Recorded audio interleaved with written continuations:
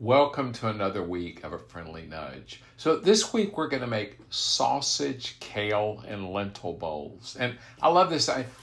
We started doing more bowls just because it's kind of easy to throw everything together. And, I've also increased the beans or the lentils that I'm eating. Ever since I had kind of some gut stuff after shoulder replacement. I think it was just a combination of being on ibuprofen for years and the general anesthesia and the antibiotics. And I just realized when I looked at my diet, I'm not getting enough fiber. And, I think an easy way to do that is with beans. So I've started including more of them in the diet.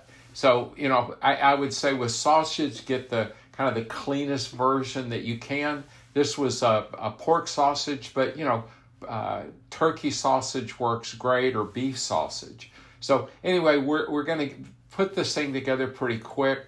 I'm using a half of an onion just sliced really thin. And I just think that it makes it cook faster, and that's typically the way that I'll cut an onion. I'll dice them every once in a while, but most of the time it's just sliced thin. And then we're going to cut the sausage up, just, once again, kind of cut it kind of thin. I think this has already been cooked, but I want to go ahead and heat it all the way through. And then, we're going to get that out of the way. And the lentils that I did, I went ahead and just cooked. I did a cup of lentils, and that ends up about 3 cups of cooked lentils. So I'm going to put some olive oil in a pan, and I used up all there was in that one, and it's like, now I want a little bit more. So went with just a little additional olive oil, and now we're going to get the sausage in to start browning. And, I'm also going to go ahead and throw those sliced onions in so I can get those softened up. And, we're just going to, it's probably going to be about, maybe 3-4 minutes of cook time here. And, you don't have to flip it. You can use tongs or whatever to move them around. Sometimes it just feels like it's a little bit easier, unless you splatter it all over the stove.